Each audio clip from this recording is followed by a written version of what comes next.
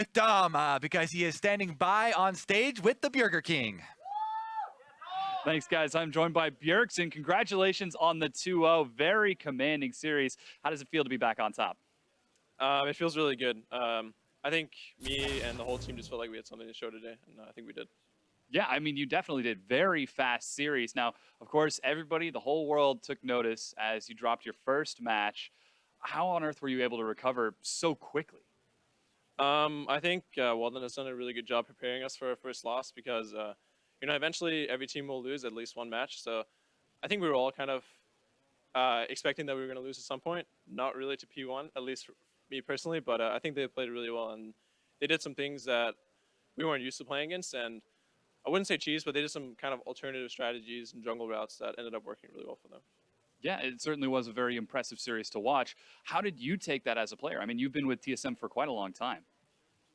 I mean, I think even last split, kind of got used to losing, but, it's always kind of, you have to come back to it. I think for me, I made a lot of mistakes in that series, so I was really hard on myself, and I know that, especially game 2, that was just a game for me to win if I made a couple different decisions or calls. So, yeah, it's just being really critical of yourself and seeing that, just these small few changes that I could have made could have turned around the series. So that's what I want to come in and do today.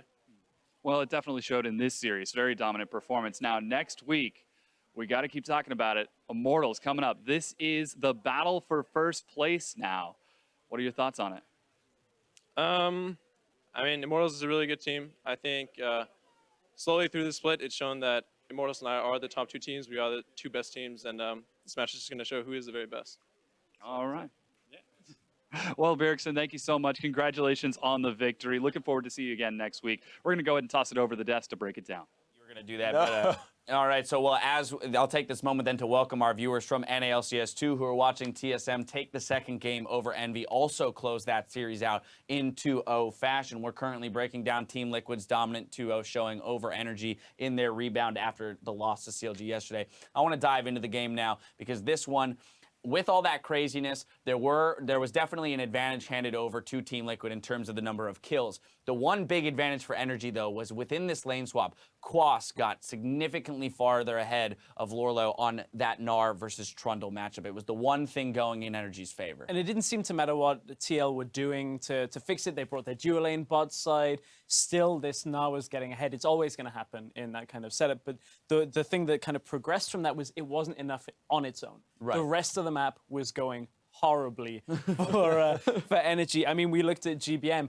Pretty much has a magnet on his back for the Ash Arrow. 1-9-4 over both games. For GBM, this has been such a big fall from where we saw him last split. And every Ash Arrow just hits him, dot goes in. And it doesn't matter the CS difference between a Gnar in the top lane. It's not going to be enough. Right, exactly. I mean, Trundle will always have some amount of presence with his ultimate, as well as his ability to slow for team fights. The Gnar, if and when gets a good Gnar out, can be a big factor. But the replay, exactly. But our one and only replay for this game, 17 minutes of the game, is going to be a 4-4-0 for Team Liquid here. Energy looking to contest. Quas will TP in after having just gone mini from Mega, so therefore can't even build Rage at this point.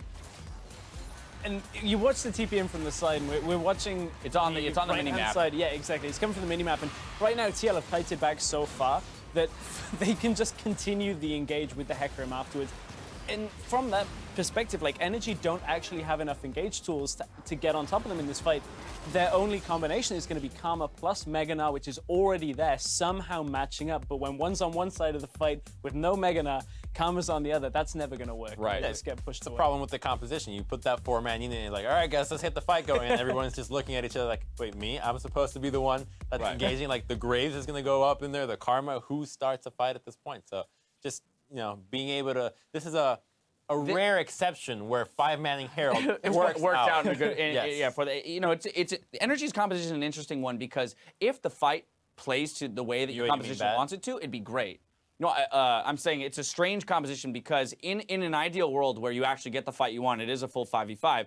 A 5-man Gnar with a Victor ult and a Graves ult on top of it is a lot of damage. However, they have to remember that how can we actually create that fight? If you can't create that environment, that circumstance for yourself, then your composition is moot. It is essentially useless. And that's exactly what that replay illustrates, is they couldn't set up the fight they wanted. Got to move to player of the game, going to Dardoch. I mean, he did get hand-fed. He did get hand-fed by Kiwi, but we always say if you're going to get hand-fed kills, then it's your responsibility to make something happen with it, and he did just that in this game. I mean, yeah, he had a really great showing on the Hecarim. I like the Trinity Rush, as well as going with that really high damage Dead Man's Plate, making sure that the damage is really up there. And we saw towards the end of the game, just taking away those red buffs from Fabi, just like, no, I'm the carry here. You are the support now. Yeah, exactly. Well, Team Liquid picking up that victory is going to help them in that race for third. They're still alive in that as they play Cloud9 rather later in the season, week 9. I want to now transition to TSM versus EnVy. This game here from TSM, once again, just dominant across the board. We saw the team composition crafted by EnVy. Kog'Maw, first time here in North American LCS. We've seen this in LPL and LCK. It's been successful, and they do create a team composition that mostly replicates the same elements that these other successful teams have done, but it's not successful here. Which means it also replicates the same weaknesses that this kind of composition has. And you look at the lane setup here, we called it instantly. It's like they need to lane swap, they need to draw this game out past 30 minutes. And the problem is, okay, they get the lane swap at first, but so much starts going wrong around the map. Again, you have this impact that comes out from Sven a little bit in the early game. You've got the Caitlyn to deal with in the push. Just too much went TSM's way in the early game to ever let this Kog'Maw composition come online late in the game. We started seeing glimpses, but it just didn't end up enough. Well, I think EnVy's just playing on 6:15 a little bit, getting a little too ahead of themselves, just getting ready for the no lane swap meta. But right. You have all losing lanes, all losing matchups. What do you think is going to happen? And exactly that, once again, surprise. I think especially, too, when it's proven that you are the worst team, right? I mean, we have 8 weeks of evidence here to say that TSM is clearly one of the top teams in the league, the only team that might be able to compete P1. with them, Immortals, or P1, exactly. But for this example here, you know, as the worst team, to craft a composition that has all losing lanes is definitely a scary prospect. Our only replay here, 8 minutes in, TSM's going to pick up 4 kills. This spells the end of the game, because that's a ton of gold to be going up against a team composition that wants to get past a certain point. And it's just TSM making the first move. EnVy's not even close, trying to respond. They get a 5-on-2 dive, and immediately they kind of tunnel a little too hard to try to get this dive going. Proxy's going to get picked up by the Braum Q, and then Ninja's going to try to keep going. Seraph's going to try to escape with his twisted advance, but unfortunately, a nice little move by Hunter with the R dash is going to pick him up. So just being ahead of the macro play, and EnVy trying to respond later, and instead of just taking the losses and saying, hey, we got outplayed, no, just bash your head into it, see how it happens, you get a cracked skull. Now, player of the game is going to Bjergsen, 5-0-8 on Karma. There was also some discussion around maybe Biofrost for early play in the game, and in that replay there, you'll have noticed that Biofrost makes a nice little sidestep to actually body block the flash E from Grox to keep Double Lift alive, so saving that kill there. Great play on him early game, but Bjergsen on the Karma, deathless, 13 KDA, lots of poke, being essentially the initiation that the team needs through that, you know, mantra E for the entire team. It's just about consistency on Karma. That as a champion, she has such a well-rounded kit to allow you to do everything, that as long as you're playing smart, you're playing safe, and even sometimes aggressive when you're looking to go forward with a lead like that, it's very easy to rack up assists, rack up kills, because you're just going to naturally get damage. He got Ardent Sensor as well, just get everything on top of it. So personally, I'm not a big fan of Bjergsen on Karma. I feel like it's not taking full advantage of his mechanical prowess. Obviously, a highly skilled player with a pretty much no skill shot champion. Doesn't really seem to click too much for me, but I do think they picked it because it is a nice answer to the Vladimir. Strong early laning phase, and you don't need to pull out all your tricks here to beat EnVy, and they did just that, and it looked good. So both of our series end in 2-0s, TSM over EnVy and Team Liquid over Energy. We're headed for a break, but when we return, Cloud9 faces off against a red-hot Phoenix One in the battle arena, with Echo Fox battling CLG on NALCS 2. Stick around, we'll be right back. Wait, this is pastry time casting? Pastry time? No, it's Kobe Oh, and... Wait, but Kobe was Australian as well. That's what he Kobe's said. Australian, eh? Kobe? No way. Australian? Yeah, he said that. Australia. Australia, mate. He said that. Australia, So- mate. Kobe from Australia. Cog? How much other? I'm cutting right. Back off. Mantra Shield 3. Mantra Shield 2. Mantra Shield 1. Go for Gragas. Vlad is serious, everything.